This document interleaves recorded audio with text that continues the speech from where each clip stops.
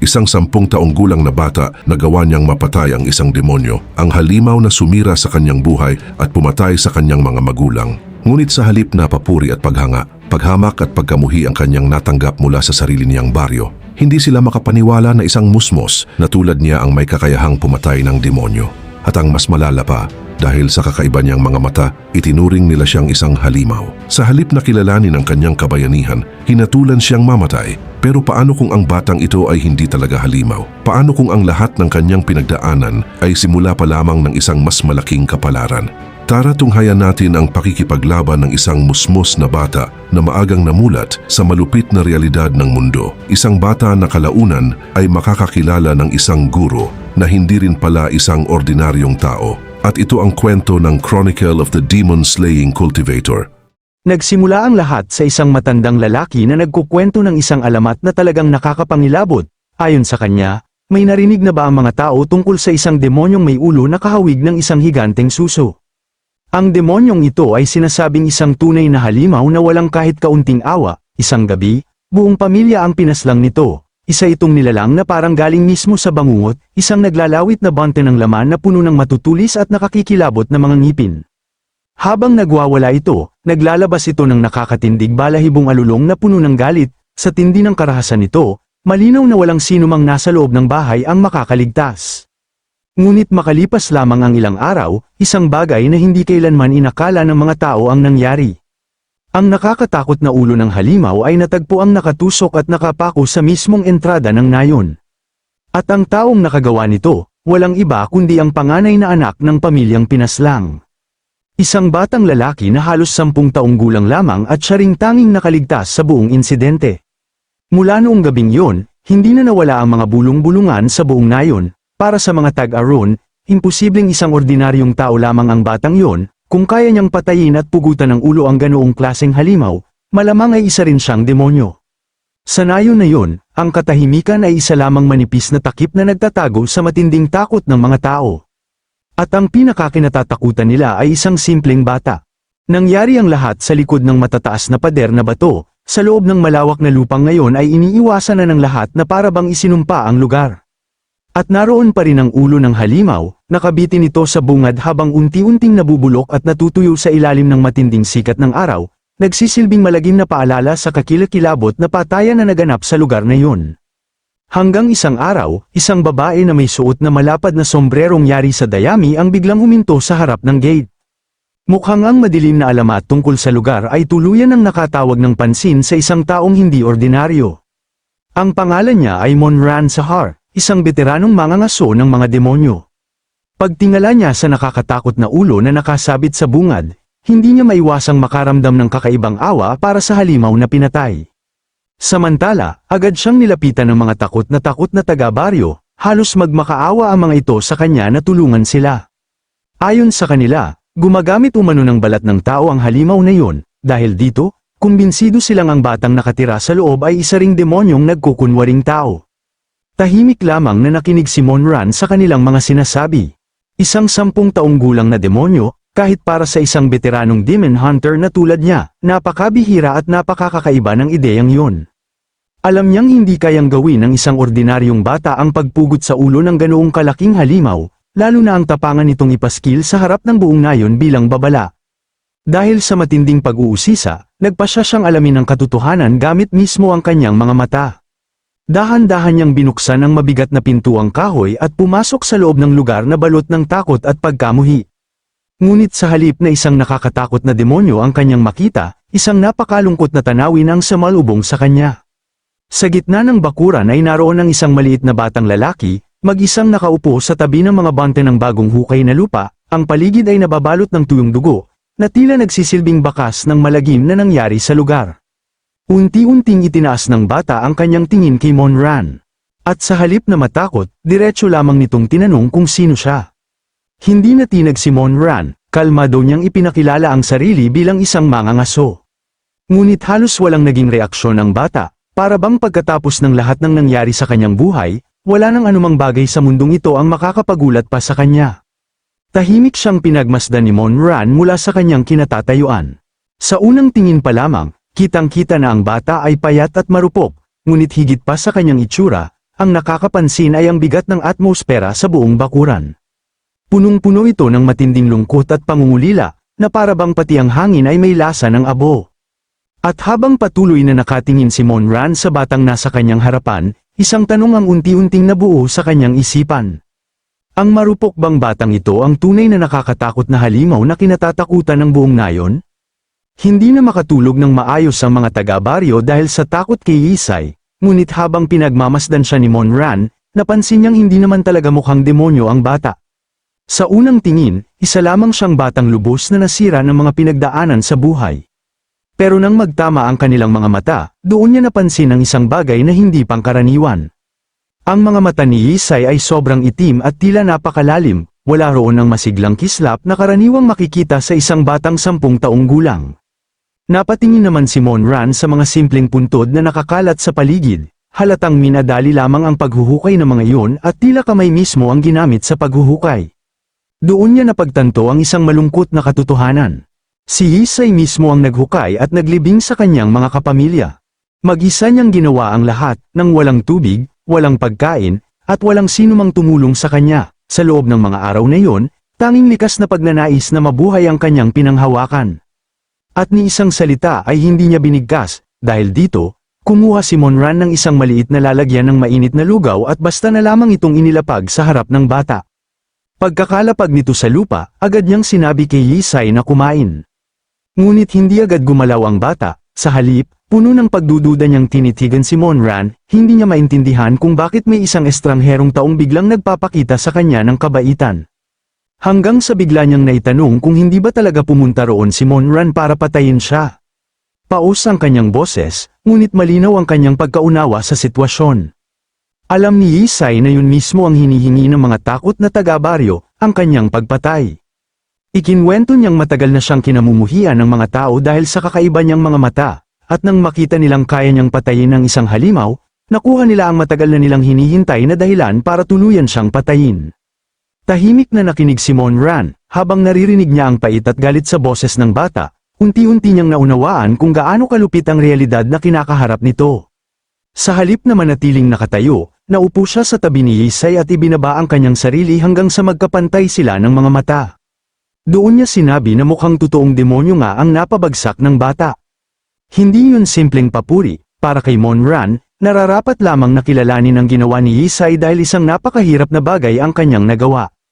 Kaya hinikayat niya itong ikwento kung paano niya nagawang patayin ang ganoong kalaking halimaw. At sa mga salitang yon, muling bumalik sa isip ni Isay ang kakilakilabot na alaala ng nakaraan. Dugo, napakaraming dugo, kasabay nito ang nakakasukang tunog ng laman na marahas na pinupunit ng isang halimaw. Noong gabing yon, nagtago ang batang si Isay sa loob ng isang lumang aparador, sa maliit na siwang ng kahoy, tahimik niyang pinanood ang halimaw habang isa-isang nilalapa ang kanyang pamilya. Hindi siya makagalaw, hindi siya makasigaw, sa sobrang takot, tuluyan siyang naparalisa. Ngunit habang pinapanood niya ang bawat segundo ng massacre, may unti-unting nagbago sa kaibuturan ng kanyang pagkatao. Hanggang sa isang mainit na patak ng dugo ang tumalsik sa kanyang mukha at tumagos sa pagitan ng mga siwang ng kahoy. Sa sandaling yun, nagbago ang kanyang takot, ang dating matinding pangamba ay napalitan ng isang bagay na mas madilim. Puot, lumabas si Isay mula sa kanyang pinagtataguan na ang tanging dala ay isang magaspang na sibat na yari sa kawayan. Nanginginig ang kanyang mga kamay, ngunit hindi na dahil sa takot. Sa kanyang mga mata ay wala ng emosyon, puro galit na lamang ang natitira. Hindi man lang nakapaghanda ang halimaw nang biglang itinulak ni Isay ang kanyang sibat diretso sa ulo nito. Sa isang malupit at madugong pag-atake, tuluyan niyang pinabagsak ang nilalang. Doon nagtapos ang gabing Samira sa kanyang buhay. Mula roon, unti-unting nabuo ni Monran ang kabuuan ng kwento. Matapos makaligtas si Isay, hindi niya hinayaan na matapos na lamang ang lahat. Hinabol niya ang halimaw, ibinente niya ang anumang ari-arian na natitira sa kanyang pamilya upang makabili ng impormasyon tungkol sa nilalang. At sa huli, natagpuan niya ito at nakamit ang kanyang paghihiganti. Ang nakakagulat, nagawa niya ang lahat ng iyon bago pa man siya sumapit sa edad na 10 taon. Dahil dito, napatingin si Monran sa nakasabit na ulo ng halimaw at nagtanong kung bakit pa niya kailangang ipakita yon sa harap ng nayon. Simple at malamig ang naging sagot ni Isay, nilapa raw ng halimaw ang mga bahagi ng kanyang pamilya. Kaya ginawa lamang niya rito ang ginawa nito sa kanyang mga mahal sa buhay. Tahimik na napatingin si Monran sa bata. Mahirap tanggapin ang katotohanang nagawa ng isang 10 taong gulang ang ganoong klaseng paghihiganti. Pero kahit gaano pa ito kahirap paniwalaan, hindi nagsisinungaling ang mga mata ni Yisay. Sa likod ng mga malamig at hindi kumikislap na matang yun ay naroon ang isang hindi kapani-pani walang tibay ng kalooban. Napatingin si Monran sa sirang sandata na puno ng asin. Alam niyang ang pangangaso sa isang halimaw na kumakain ng mga bangkay ay halos katumbas na ng pagpapakamatay, kahit para sa isang veteranong mangangaso. Kaya para sa kanya, malinaw na hindi ordinaryong bata si Yisay. Ngunit kasabay ng pagkilala niya sa kakaibang determinasyon nito, sinabi rin ni Monran ang isang mapait na katotohanan. Kahanga-hanga man ang kanyang paghihiganti matapos masaksihan ang pagkamatay ng buong pamilya, hindi sapat ang galit at paghihiganti para mabigyan siya ng magandang kinabukasan. Para kay Monran, tila ipinanganak si Yisay para maging isang demon hunter. Taglay niya ang isang napakabihirang katangian, isang matigas at hindi matinag na kalooban na kayang maghanap ng kahit pinakamaliit na kahinaan ng isang kaaway at gamitin yun upang tuluyang wasakin ang kalaban. Ngunit sa kabila ng potensyal na yun, ayaw nang lumaban ni Yisay. Mahina niyang sinabi na tapos na ang kanyang paghihiganti, wala na rin siyang nakikitang dahilan para ipagpatuloy pa ang kanyang buhay. Kaya mag-isa siyang nauupo sa harap ng mga simpleng puntod na ginawa para sa kanyang mga magulang. Iisa na lamang ang tahimik niyang hangarin, ang mamatay mismo roon upang sa wakas ay makasama niyang muli ang kanyang pamilya. Ngunit biglang damapo ang kamay ni Monran sa kanyang noo. Isang malakas na pitik ang gumising sa kanya mula sa kanyang malalim na kalungkutan. Pagkatapos, tumalikod si Monran at nagsimulang maglakad palayo. Habang papalayo, casual niyang tinanong ang pangalan ng bata. Mahina namang sumagot si Yisay, Yisay ang pangalan niya. Napangiti ng bahagya si Monran at tila inisip ang kahulugan ng pangalan nito. Para sa kanya, maganda ang pangalang yun, parang pangalan ng isang taong nakatakdang baguhin ang mundo. Bago tuluyang umalis sa bakuran, huminto muna siya at nag-iwan ng isang huling tanong. Talaga bang naniniwala si Yisay na sapat na ang pagpugot sa ulo ng halimaw para mapunan ang lahat ng bagay na nawala sa kanya? Walang pag-aalinlangan ang sagot ng bata, para sa kanya, oo. Nanatili lamang siyang nakaupo habang pinapanood si Monran na lumayo, siya ang kauna-unahang taong tumingin sa kanya nang walang pagkamuhi. Ngunit bago tuluyang mawala sa kanyang paningin, iniwan ni Monran ang kanyang huling mga salita. Nawala na sa kanya ang kanyang pamilya, nawala na rin ang kanyang kagustuhang mabuhay. At kung iisang demonyo lamang ang papatayin niya bilang kapalit ng lahat ng iyon, napakaliit na bagay nito kumpara sa lahat ng nawala sa kanya. Dahil hindi naman talaga demonyo si Yisay, nagpasya si Monran na kanselahin ang kontrata. At bago siya tuluyang umalis, sinabi niya rito na mabuhay itong mabuti. Hindi makapagsalita si Yisay, sa unang pagkakataon sa kanyang buhay, may isang taong tumingin sa kanya bilang isang ordinaryong tao. Walang panghuhusga, walang takot, at higit sa lahat, walang pagtatangkang patayin siya. Ngunit hindi nagtagal ang katahimikan, biglang nagkaroon ng kaguluhan sa buong nayon. Nang dumating si Monran upang kunin ang kanyang bayad, ang dala niya ay hindi lamang simpleng singil, kundi isang balitang siguradong hindi magugustuhan ng mga taga-baryo. Agad silang nagalit, galit na galit ang kanilang pinuno at hindi nito maintindihan kung bakit tumanggi si Monran na patayin ang batang itinuturing nilang halimaw. Ngunit nanatiling kalmado si Monran, mula sa ilalim ng malapad niyang sombrero, malinaw niyang sinabi na tao lamang si Yisay. Pagkatapos, ibinalik niya ang tanong sa mga taga-baryo. Bakit ganoon na lamang kalalim ang pagkamuhi nila sa isang bata? Lalong nagwala ang pinuno, para sa kanya, sapat ng dahilan ang kakaibang mga mata ni Yisay, naniniwala siyang ang batang yun ay magdadala lamang ng walang katapusang kamalasan sa kanilang nayon. Ngunit sa halip na umatras, itinaas ni Monran ang kanyang tingin. At direkta niyang sinabi ang isang katotohanang walang sinuman ang gustong marinig. Para sa kanya, ang tunay na mga halimaw ay ang mga taga-baryo mismo. Napahinto ang pinuno, ipinaliwanag ni Monran na ang bulag nilang pagkamuhi at matagal ng kinikimkim na sama ng loob ay lumilikha ng isang napakasamang enerhiya. Isang uri ng bulok na karma na unti-unting lumalakas dahil sa kanilang puot. At ang mismong madilim na enerhiyang yun ang nagsisilbing hudyat para sa mga demonyong kumakain ng laman. Sila mismo ang nag-aakit sa mga halimaw papunta sa kanilang nayon. Pagkatapos, mahinahong inayos ni Monran ang kanyang sombrerong dayami. At tinanong niya sila kung handa ba silang makinig sa katwiran. o kung kailangan na niyang itigil ang pagiging mabait at seryosong kumilos. Biglang nanahimik ang buong nayon, walang sino man ang nang-ahas magsalita.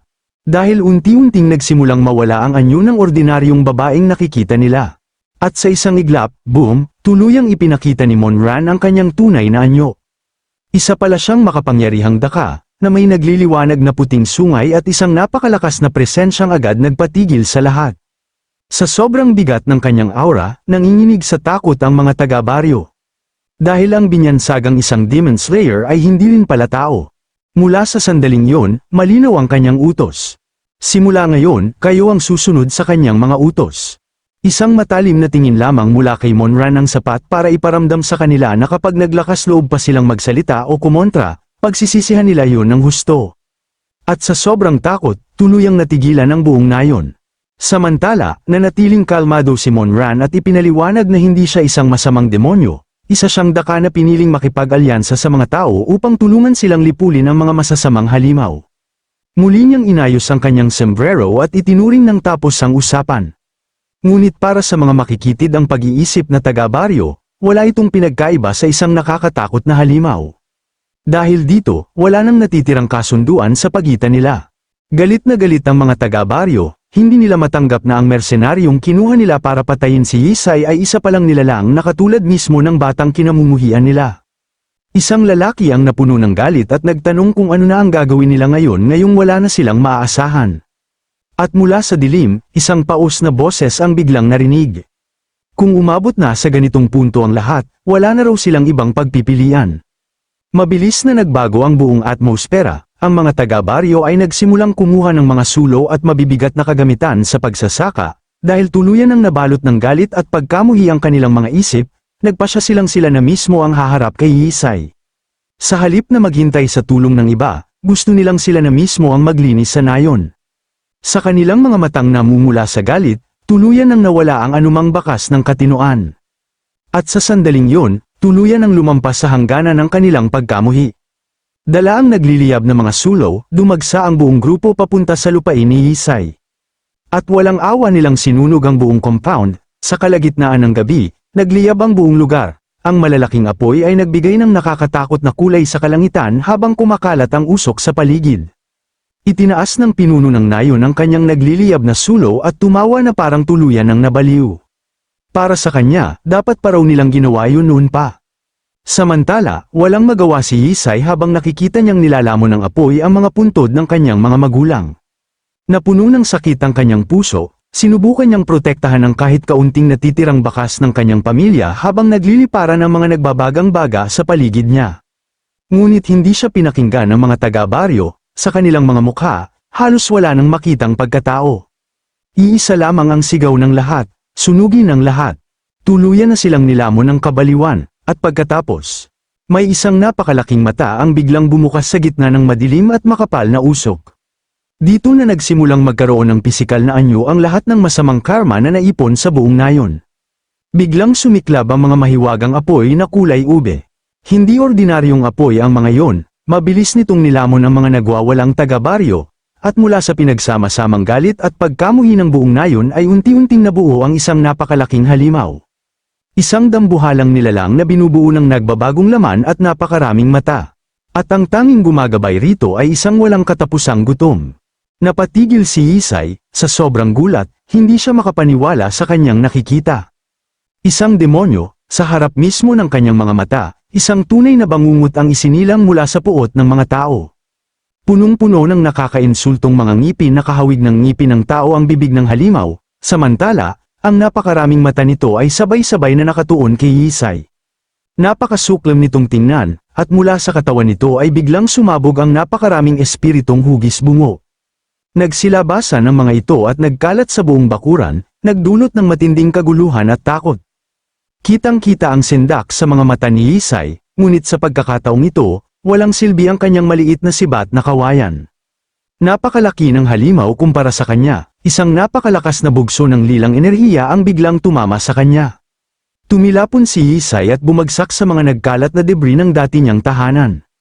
Napakalakas ng pagkakabangga niya sa lupa, gamulong ang kanyang maliit na katawan sa putikan habang ang lahat ng nasa paligid niya ay unti-unting nagiging abo dahil sa walang tigil na pag-atake ng demonyo.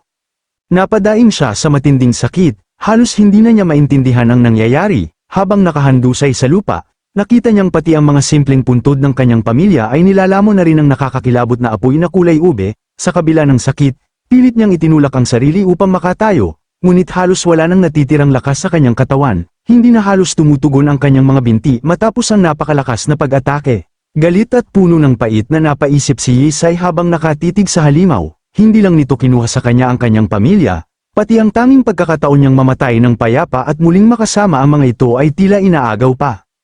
Akala niya wala na siyang natitirang mawawala matapos kunin sa kanya ang lahat. Pero sa sandaling yun, napagtanto niyang may mas hihigit pa palang sakit na maaari nilang iparanas sa kanya. Habang papalapit ang halimaw, agad na hinampas ni Yisay ang palakol diretso sa ulo ng nilalang, sa lakas ng kanyang pag-atake, tila muling nagliyab ang kanyang dugo at bumalik ang kagustuhan niyang lumaban. Sa sandaling yun, naalala niya ang sinabi ni Monran tungkol sa kanyang paghihiganti, kung tunay na ba niyang nakamit ang kanyang paghihiganti sa simpleng pagpapakita lamang ng ulo ng demonyo sa publiko, o kung pinilit lang niyang kumbinsihin ang sarili na sapat na yun para matapos na ang lahat ng sakit na kanyang pinagdaanan. Doon muling nagising ang galit na matagal nang nakabaon sa puso ni Yisay. At ngayon, handa na si Yisay na lumaban para mabuhay, ngunit sa kabila ng kanyang bagong determinasyon, hindi na sapat ang natitira niyang lakas para harapin ang halimaw. Mabilis siyang nadaig ng nilalang, itinulak siya nito at sinakal, habang patuloy siyang pinagtutulungan ng mga halimaw sa paligid hanggang sa tuluyan na siyang mawala ng magawa. Sa gitna ng kanyang paghihirap, muling umalingaw sa kanyang isipan ang huling sinabi ni Monran, kung paano siya makukuntento sa pagpatay ng isang specter lamang matapos mawala sa kanya ang lahat. Habang pinagtatawanan siya ng halimaw, tila wala ng pag-asang makaligtas si Yisay. Ngunit biglang may isang bagay na hindi nito inaasahan. Lumipad ang palakol mula sa kinaroroonan ni Yisay at tumarak diretso sa mata ng halimaw. Sa kabila ng akala ng lahat na wala na siyang magagawa, nagawa pa rin niyang lumaban sa huling sandali. Muling nagliyab ang kanyang mga mata sa matinding determinasyon, sa pagkakataong yun, tuluyan niyang naunawaan ang tunay na kahulugan ng kanyang paghihiganti. Hindi na sapat ang pagpatay sa isang specter lamang. Ang paghihiganti niya ay matatapos lamang kapag tuluyan ng nalipol ang bawat specter na umiiral. Ngunit yun na ang huling lakas na mayroon siya, tuluyang bumigay ang kanyang katawan at dahan-dahan siyang bumagsak patungo sa lupa. Subalit bago pa tuluyang tumama ang kanyang katawan, isang matatag na kamay ang samalo sa kanya. Si Monran yun, sa huling sandali, dumating siya upang iligtas si Yisay mula sa tiyak na kamatayan. Nagulat ang halimaw nang biglang dumating si Monran. Dahan-dahan niyang inilapag si Yisay sa lupa, sa kanya ito tiningnan habang humihinga ng malalim. Sa kabila ng napakaliit at marupok na katawan ng bata, hindi ito umatras kahit kaharap na nito ang isang napakalakas na specter. Dahil doon, hindi napigilan ni Monran ang paghanga sa kanyang ipinakitang tapang. Pagkatapos, binaling niya ang kanyang tingin sa halimaw at sa mga taga-baryo. Para sa kanya, kahabag-habag ang mga taong ito kumpara sa batang kanilang pinagmalupitan, ang kasamaan ng kanilang mga puso, pati na ang matagal nilang kinikimkim na galit at sama ng loob, ang mismong lumilikha ng demonic energy. At ang enerhiyang yun ang umaakit sa mga specter papunta sa kanilang lugar. Iyon mismo ang dahilan kung bakit paulit-ulit silang binalaan ni Monran na itigil ang pag-iipon ng kanilang masamang karma, maging ang pagkakalikha ng Childhead Scholar ay maaaring resulta rin ng lahat ng kasamaan at puot na kanilang naipon. Kaya inutusan niya silang humingi ng kapatawaran at magbayad ng kasalanan sa pamilya ng batang si Yisay. Ngunit sa halip na makinig, sabay-sabay na sumugod ang mga taga-baryo kay Monran. Hindi man lang siya natinag, isang simpleng pitik lamang ang kanyang ginawa, at agad na nawasak ang mga sumugod sa kanya. Nang makita yun ng halimaw, napagtanto nitong walang kakayahan ng mga taga-baryo na talunin si Monran. Kaya ito na mismo ang sumugod sa kanya, ngunit hindi man lang gumalaw si Monran. Sa isang kisap mata, biglang nagkahiwa-hiwalay ang katawan ng dambuhalang halimaw. Napakabilis ng kanyang galaw na hindi yun kayang sundan ng ordinaryong mga mata. At habang nakatingin sa napakalaking nilalang, tila wala man lang siyang pakialam sa laki nito. Para sa kanya, masyado lamang itong maingay para sa isang napakalaking halimaw. Pagkatapos, muli niyang ibinaling ang kanyang tingin kay Yisay na walang malay na nakahandusay sa lupa. Sa sandaling yun, Tila nakita ni Monran ang isang bagong landas para sa bata. Ang batang minsang nawala ng dahilan upang mabuhay ay mayroon na ngayong bagong layunin, ang lipulin ng lahat ng Spectre. At para kay Monran, isang magandang pagpili yun. Kung mabubuhay si Yisay, kahit pa sa hinaharap ay maging isang nilalang na puno ng paghihiganti, naniniwala siyang darating pa rin ang mas magagandang araw para sa kanya. Kaya maingat niyang kinuha si Yisay at tuluyang umalis sa lugar. Iniwan niya sa likuran ng tahanan ng bata na patuloy na nilalamon ng apoy, habang unti-unting sumisikat ang bagong umaga.